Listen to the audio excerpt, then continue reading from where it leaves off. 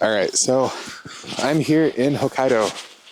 Hokkaido is the island that is north of the main island of Japan. I don't actually know what the main island is called, but the main island is where it has Tokyo, Kyoto, Osaka, Hiroshima, all those other cities that I went to on this trip. North of it is Hokkaido, totally separate island. It has cities that I'm going to like Sapporo, Hakodate, and where I'm at right now, Biei. So when I was in Aomori, the last city before I left to Hokkaido, it's a really cute town, really good seafood, amazing scallops, some of the best food I've ever had. I met with some people at a sake bar, and they try to do two things. One, they try to get me to join a cult, and it was a interesting experience hearing their pitch to get me to join this cult. And yeah, I politely declined their offer. They're really good people. I don't want to talk down on them at all. Different people believe different things. Very respectful of it.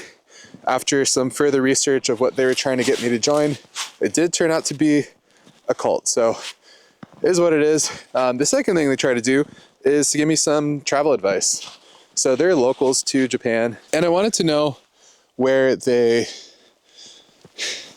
Look at that. The trees are so packed full of snow that every couple minutes, a tree just gets so much snow that it just dumps it and creates this really eerie type of forest situation. It's so interesting. But yeah, so I wanted to know what kind of travel advice they could give me and where they would go if they were going to Hokkaido. And they told me about this town called Biei. It's a really small, almost like a suburb. I only see people like living in houses. It's not like a tourist destination or anything. It feels very private and quiet. And yeah, so far it's been incredible. The second I got here, it was negative 15 degrees, just dumping snow. And every year I try to go someplace full of snow, and this is, a dream come true. It's like a winter wonderland. Totally quiet, totally private, nice and cold, exactly how I like it. And the wind's coming in. Look at the snow falling. How cool is that? I don't know. I just love everything about this. And spending most of my time in Thailand. This is not an experience I get year round, so I'm enjoying every moment of it. But yeah, here in Biei, at their recommendation, here looking for one of the main... This is so cool. So cool. Yeah, it's not actually snowing. It's just coming down from the trees. But yeah, I'm looking for one of the main tourist attractions here. It's a blue pond, and I'm on my way to find it. I just went down a side trail that's supposed to circle around back to the pond, and then I'm gonna see what I find there. It's probably frozen. This is a little bit too cold for a pond to still be a pond, but we'll see what I could find there. But after Hakodate, came up to Biei, took about 7 hours on a non-bullet train. So I'm happy to be here. And then after this, going to Sapporo, Otaru, continuing my journey for the next 10 days until I head to Taiwan for New Year's. So let me take you along with me. We'll see what we can find. And I'm going to find this blue pond, show it to you, and we'll go from there and see what happens. But anyways, subscribe if you like this content. And if you want to continue with this journey with me, feel free to do so. But yeah, this is Hokkaido. Right before arriving in Biei, I was looking at attractions in the area because Biei is a very small town in basically the middle of nowhere. And at the top of everybody's list was the Blue Pond. Granted, I didn't really expect it to be completely blue because it is in the middle of winter, but I was definitely surprised when I looked at it. It looked a little bit different than the surrounding area, and I could tell that underneath it was a frozen lake.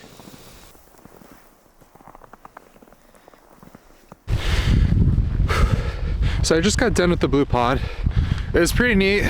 It definitely wasn't blue. It definitely wasn't really a pond.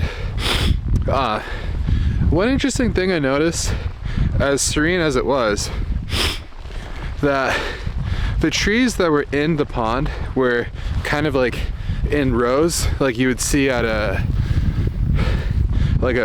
orchard or like a Christmas tree lot, or like a Christmas tree farm. Like it looked like it was planted there on purpose, and I don't know what to make of that. Like it looks like something that you would stumble upon in the wild, but as soon as I saw the way that those trees were all like lined up, I knew it was man-made. But what was neat is they do light it up at night, and if I stayed a little bit later, I would see all the lights turn on, but I thought that was cool. But I'm sure you're wondering, why does my face look like this? Well, it's completely numb, like frozen numb. I don't feel anything. So I wanted to go see this waterfall. I found it on Google Maps. It's about 3 kilometers from the Blue Pond, and there's a bus that takes you near there, and I missed the bus. So the bus comes only once every hour, and yeah, I didn't want to wait an hour, so I'm going to this waterfall. It's gonna take about 40 minutes. It's negative 12 degrees right now. Everything's freezing. My feet are freezing. I need to wear 2 socks. So I'm out here walking, absolutely cold, and I see a sign that says, watch out for bears. They have dangerous bears here. I think it's like the Asiatic black bear or brown bear, something dangerous. And if you know the Akita, that Japanese dog, it's kind of like a big version of the Shiba.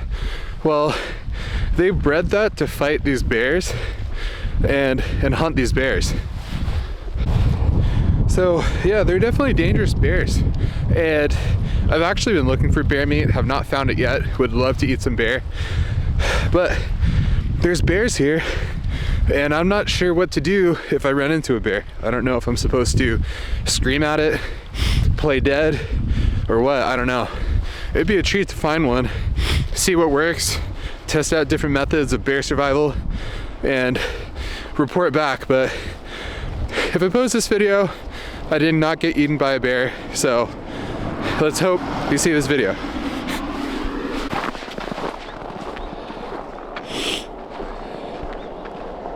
All right, so I made it. That took a while. I am definitely warmed up. That walk was nice, get some blood flowing. But anyways, this is the trail to the waterfall.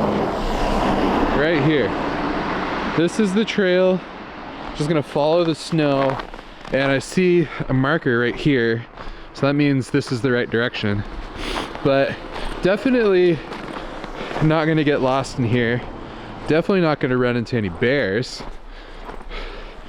I don't even know if this is open, but anyways, let's go find this waterfall. So we got some statues. I don't know what that is. Looks like it might be Buddha, but it's holding something. Not sure. Like, look how cool these trees look. Every few minutes that stuff just falls right off of it. But that's pretty epic, honestly. But I hear a waterfall. I'm gonna keep going straight. Here's that statue again. No clue what that is. Actually, definitely does not look like Buddha. Has a really angry face. It's holding a sword and rope. How pleasant. All right, so once again, Japan's doing Japan things. There is a major waterfall up the road, another couple kilometers, but I found on Google Maps there was this waterfall that is kind of hidden in the forest, and like, I have this waterfall to myself. There's nobody else here. just have it to myself casually. Like, this is kind of how this whole experience has been here in Japan. I just keep running into things where I'm like the only person there. It's just, look at this. Like, this is beautiful. And there isn't a single person here. Like, they have hot springs here, and I'm pretty sure that this is kind of coming from a hot spring, because as I look a little bit up to the top of the waterfall, the water's like almost boiling, steaming up there. By the time it gets to the bottom, it's not as hot, but towards the top, it's steaming. Like, I'm here by a hot spring in the middle of a forest by myself. Like, how often does this happen? Pretty crazy. I'm sure that some of you are wondering why I'm so enthusiastic about having these attractions to myself. I'm just not used to it being in the United States or even in Thailand. There's always going to be people in these quiet places. But maybe you're in a place where you get that all the time and you're lucky, and hopefully you'll see me traveling to your country sometime this year. The next place that I really wanted to go to out here is actually in a different town called Asahikawa. And over there, there's a zoo where you can actually watch penguins. And I was excited. This seems like a perfect environment for a penguin, even though it's the wrong continent. But I was told they walk the penguins twice a day, and there's a chance that you'd be able to see them walking yourself. This zoo is unlike any other zoo I've been to. It was completely covered in snow, and every single animal that they had here was meant for the snow. I was told that they walked the penguins because they wanted to keep them healthy and keep their weight down, especially during the winter months when they eat a little bit more food. And the penguins basically walked themselves. It was really awesome to see. The zoo also had a bunch of other animals, and believe it or not, the Japanese monkeys love snow too. But there was one animal that I was so excited to see. I haven't seen one in person yet, and it is the red panda.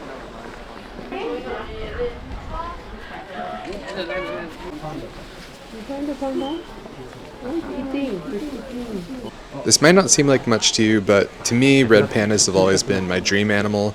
My entire life, I've always wanted to see one in person, and today was kind of special.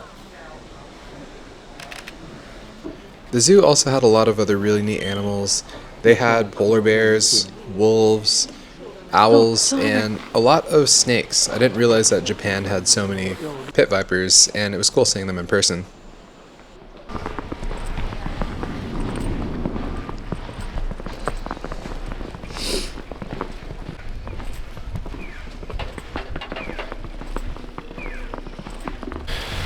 Alright, so I am freezing.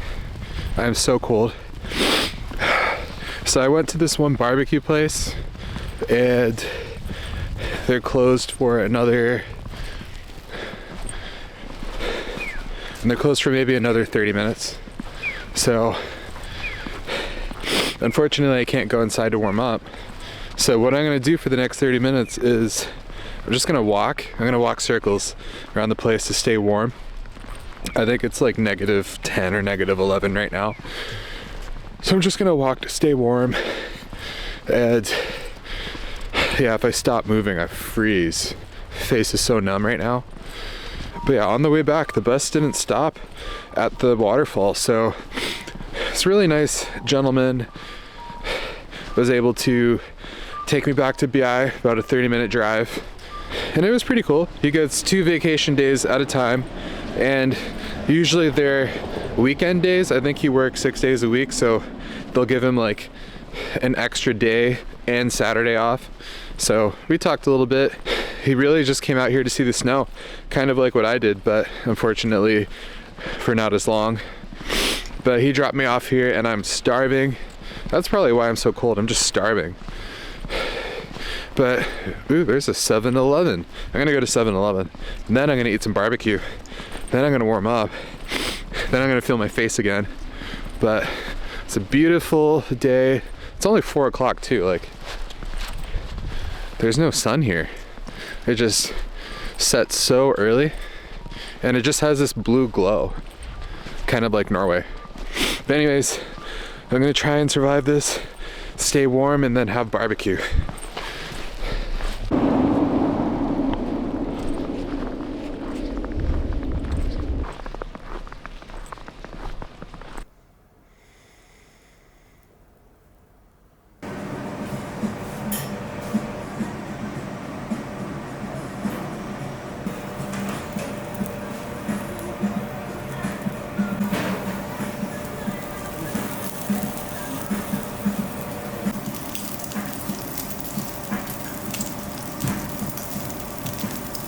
Of all the different types of do-it-yourself barbecues like Korean and Thai, Japanese will always stick out to me because you're able to order A5 Wagyu and cook it yourself, and this is some really high quality meat. And it just always stands out, and you'll always walk away from one of these meals super happy and super full. I hope you enjoyed this experience with me in Biei. This was such an awesome place, and I'm excited to share with you what's coming next. I'm heading up to Sapporo and Otaru and a town called Yuichi, and these are some of the most scenic sights I've ever seen in my life.